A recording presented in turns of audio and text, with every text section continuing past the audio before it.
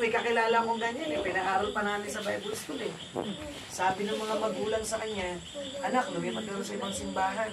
Kasi pag ikaw ay naging teacher, doon, Sunday school teacher, babayaran ka at meron ka pang bigas. Could you imagine, pinaaral natin yun ng Bible School? Sabi ko nga sa inyo, nagte-therapy ako. Noong mga panahon na yun, di pa ako nagtrabaho, di pa ako nakakontrata. Nagte-therapy ako, yun yung resources namin. Si Pastoris, hatid ako nun, hihintayin ako nun. Tapos yung pinag-therapyhan namin, binibigay namin doon sa mga nag-aaral sa Bible School. Ilan yun sila? Then, pagka-graduate ng Bible School, iniwanan lang kami basta. Abay, napakaigi. Ay, alam na alam yun ni Tia Bas eh. Alam na alam din ni Carol yan.